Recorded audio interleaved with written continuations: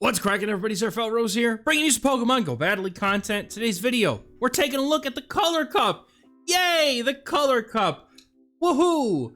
Fire, grass, water, and electric Pokemon are eligible for this cup and nothing else. So if it has that typing, it's going to be allowed. Now, the rankings show Toxapex, Qwilfish, Jumpluff, Alolan Marowak, Gastrodon, Zapdos. So this is a bit of a mix of a cup. So what you want to be looking for primarily in cups like this are going to be the things that kind of have play into more areas of this meta than not, right? So we're going to be taking a look at 5 teams that I think are really strong, at least in the beginning of this meta, to start out with for you guys to try. We're also going to go ahead and take a look at some standout picks in this meta that I think are going to be really strong, and then we'll just kind of go from there and see where the color takes us, right? So Toxapex and Qwilfish are the water poisons. Tentacruel is also in here somewhere, but I think that Toxapex and Qwilfish are going to do the job quite well, but you know, some people might just prefer Tentacruel, and that's okay.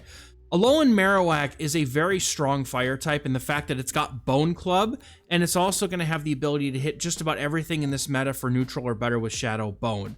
Having Fire Spin, I mean, Fire Spin got buffed recently with having a little bit more damage, so it's going to be able to do a little bit more, you know, hit a little bit harder. I would say the Shadow is much preferred here, but having the bulk of the regular might not be the worst thing in the world.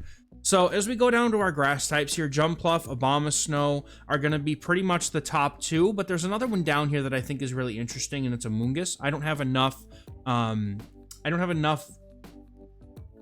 expertise, experience with this Pokemon to really know, but Cradily is going to be the grass type of choice for me, at least, aside from Abomasnow, because it has the ability to hit the flying types, like, and even the fire types, right? Cradily is good against electric, it's good against water, it's good against fire, and it can also do fairly well in other grass types except for like Ferrothorn and things like that. So I think that Cradily is an ideal Pokemon here to have on a team because it can hit 3 of the 4 types or do very well into 3 of the 4 types, and it's more or less neutral into the grass typing itself.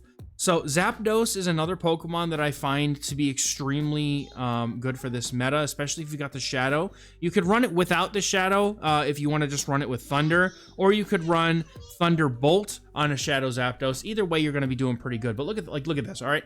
Toxapex, destroyed by electric. Alolan Marowak, pretty neutral, probably beats Zapdos with the fire spins, but you can still hit back very strong. Qwilfish, destroyed by electrics. Jumpluff, Abomasnow, takes a ton of damage from fighting to our flying types. Gastrodon has Mud Slap, doesn't do super well into flying types. However, I will say that Gastrodon is one of the few ground types, well, because it's a ground type, really, the few water types, I should say, that can do well into the Zapdos. So Gastrodon is obviously going to be a pinnacle Pokemon in this meta. You're going to see it a lot of the times, but it's again, it's the same as everything. It loses hard to grass types and Talonflame if it doesn't have Water Pulse, but all the same, it's still going to be on a lot of teams.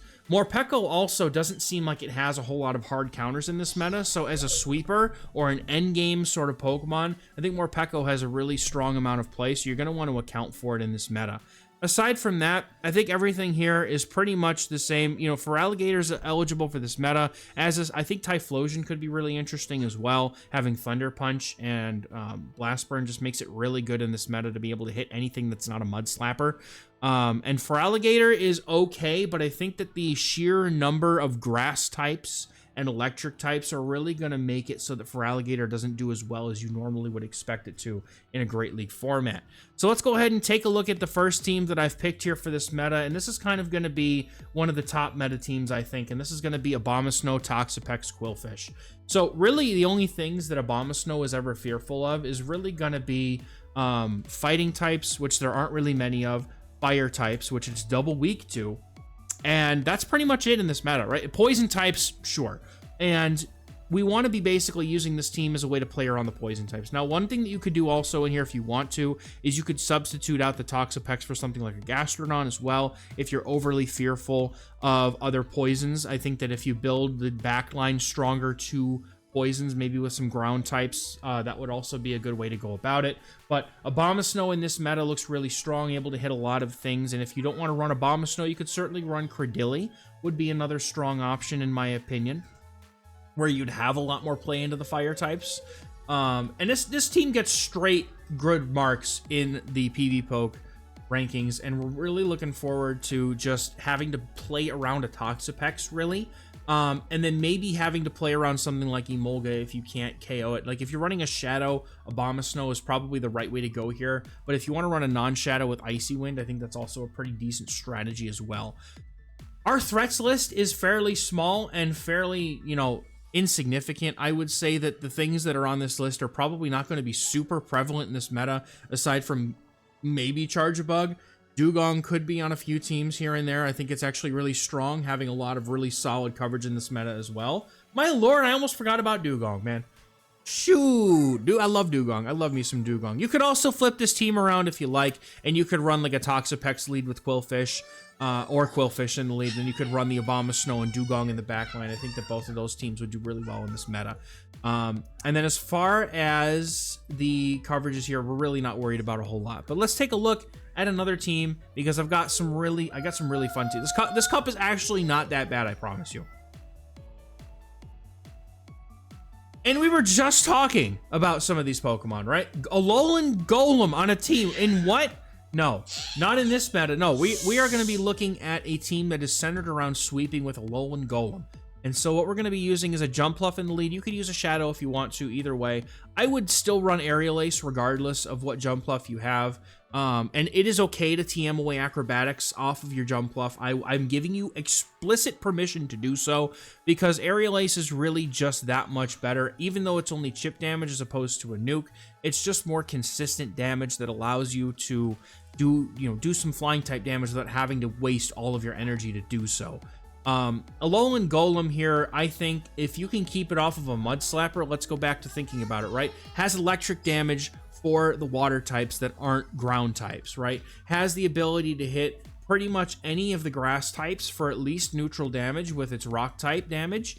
And then it also can just shred the fire types and the other electric types, because most of the electric types don't have the coverage here or a rock electric type like Alolan Golem. So it's very well poised here to be able to sweep. And if you want to, you could also, I'm pretty sure Magnezone is also eligible, or you could also use an Alolan Graveler if you wanted to as well. Both of those are also good substitutes for a Golem. But Rollout is a legacy move on Golem, so just keep that in mind. It is completely, like, explicitly for the Alolan Golem, so having Rollout is nice. And then we have Ampharos or Morpeko on your safe switch. It depends on what you want to do with it. Now, I would say if you're going to actually use Morpeko as a safe switch, the secret tech, run Seed Bomb. I promise it's worth it. You'll at least you'll probably one-shot at least a few of the Quagsires and the Gastrodons that decide they want to come in on that matchup and try and farm you down. Now, Credilli does have good play into this team, so just keep that in mind.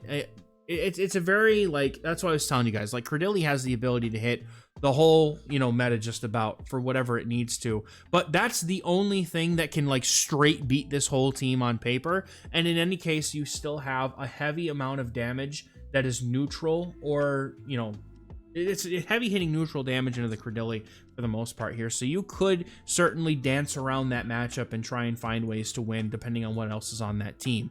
But Togedemaru also apparently shreds this team because it's the steel electric type. I would imagine that similarly Magnezone would do well here, but you could mix and match around. I like the fact that we have Ampharos and Morpeko having access to grass type coverage and Trailblaze and Seed Bomb respectively in this meta, because that's going to really help them be good safe swaps to lure out those Mud Slappers while still forcing shields potentially. And then the Mud Slapper energy almost goes nowhere into Jumpluff, so you're in a good position as long as the opponent doesn't, like, read your mind and feel like, oh, he's trying to bait out a ground type, I'm not going to send my ground type out, which may happen once in a while, and that's okay.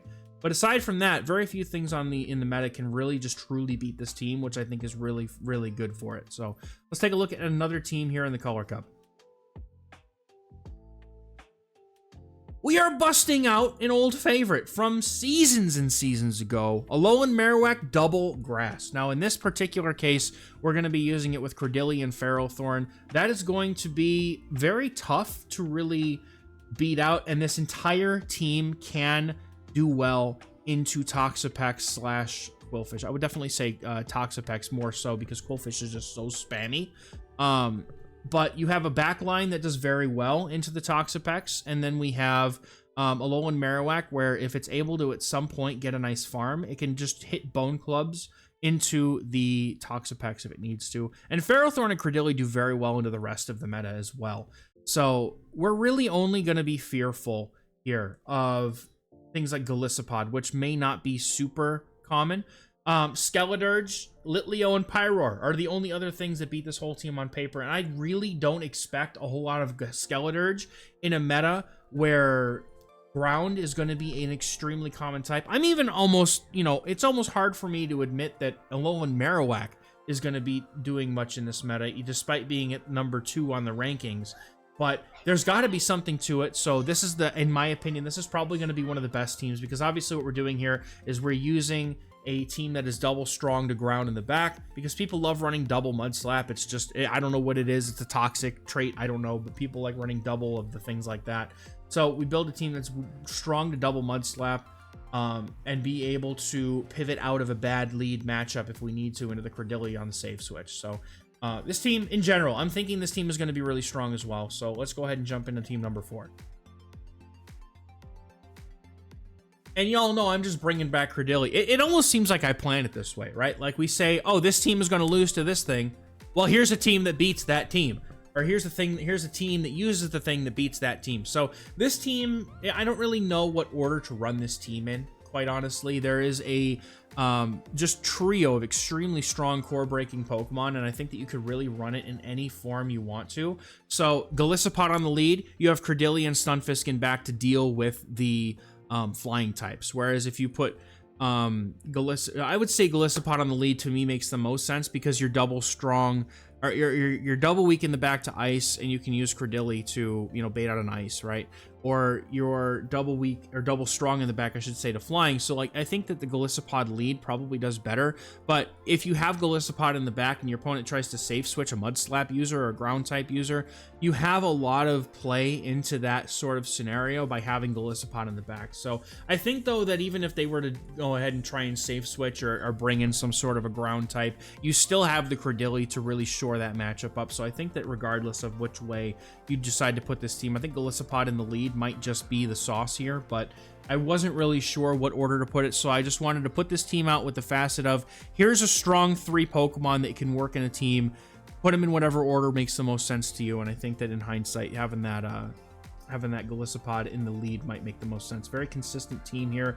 Coverage is listed as a D, but again, I'm not going to worry too much about a D for coverage when you have play into most of the core meta here with just about everything. Jumpluff might be a little bit of an issue. You could certainly throw out the Credilli for like a Ferrothorn if you feel like you need to, but this entire team has a lot of strong coverage into some of the things in this meta, right? But I think that at the same time, the list of threats is larger, but it really only is the grass types, right? Like Amoonguss, Tropius, Superior, Venusaur, Chestnut, like all of these, and then Typhlosion comes in here somewhere, right? Like everything on here is just, this team is weak to grass. So you could make adjustments to shore up some of those weaknesses again, like, you know, maybe throwing the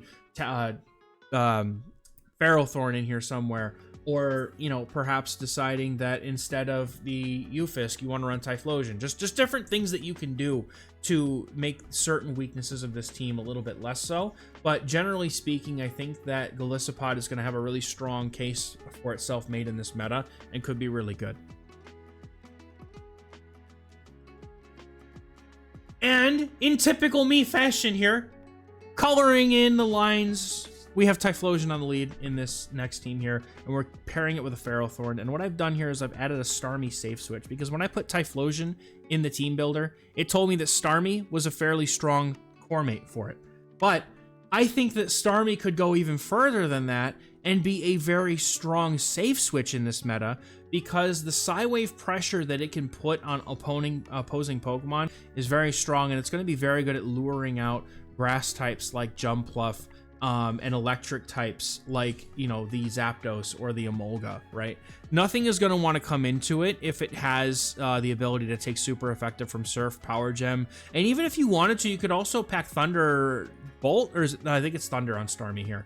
Starmie does have Thunder, right? So, and the thing is, like, yes, this team does have a tough time with Zapdos, but Zapdos is so squishy that Typhlosion or Starmie could probably just fast move through it with shields here. And then the rest of the list is literally Magmortar and Raichu. Like, I'm not particularly worried about those things, if I'm going to be honest here. So I think that this team is a little bit more on the spicier end of things, but it does look like it has played into this meta, and I really think that there's potential for Starmie as a safe switch in this meta, depending on how things go, right? Obviously, if you safe switch it into a Morpeko, you know, good luck, you're probably going to lose that game. But most other things that aren't like dark types or are able to resist the Psy waves, which there isn't that many of in this meta, you're looking at a really positive sort of look for Starmie. So that's going to do it for this video, guys. Just going to take a moment. If you've made it this far, thank you very much for watching. I do want to plug my Patreon real quick because it is something that I haven't done recently, but I you know, it's something that you're able to get a lot of perks. You get early access to my videos, the teams that I do well with before I post them into videos, and there's also an amazing community in that Discord that you get access to by becoming a member. You can do so either here on Patreon or here on YouTube as well. There's also a way to do it on Metafy, but I haven't figured it out yet. But if you like what I do and you want to be able to, you know, continue to support me and the channel and the family behind me here as we venture into this whole Pokemon content creation sphere, we'd all really appreciate it. And obviously there's no obligation if you have the you know, spare change. We appreciate it, but that's okay. That's gonna do it for me for today's video, guys. Thank you very much. I'll stop shilling myself here, but you guys have a great one. Hopefully you're gonna have fun in the Color Cup. Let me know in the comments what you're gonna run, and I'll catch you in the next one. Bye bye.